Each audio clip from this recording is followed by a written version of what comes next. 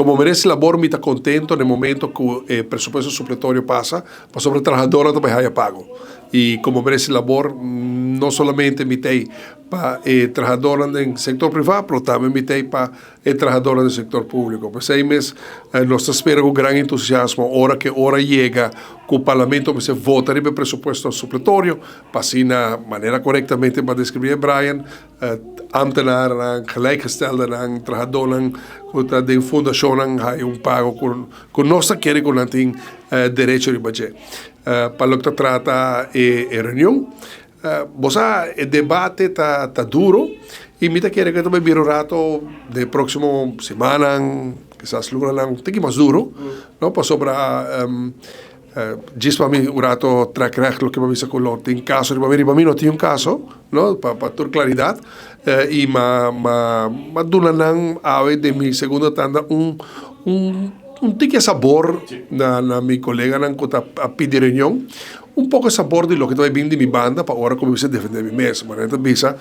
se você vai bem quando você atacar-me com metralhador, me nota vai tratar com Hanson de seda, me também atacar com metralhador back, defender minha própria integridade, minha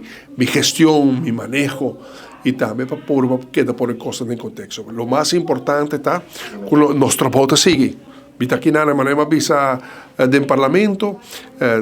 tem que recto proceder acompanhar meu manejo, comitê e com confiança de uma maioria do parlamento, com confiança de nossa comunidade para realizar toda obra, todo projeto que nós precisamos realizar de interesse dos pueblos do país, que me também queda seguir para adiante e me queda assim para meu país. E, bom, agora que mesmo acabei bem a missão de Espanha, Bozo tratei na Suíça, na Geneve, ilustrar a importância da projeção internacional de Aruba, Aruba hasta saca cara para os humanos de Sint Maarten, para com os shoulder na Suíça, e depois nós seguir na Espanha para o que trata parte energético, e bom,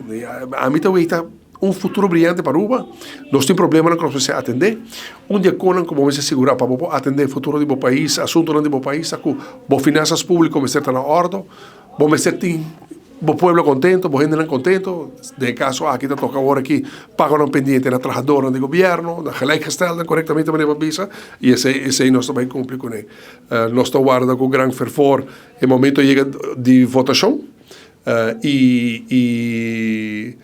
para agora nós passamos o seguinte, vamos a desafio que temos.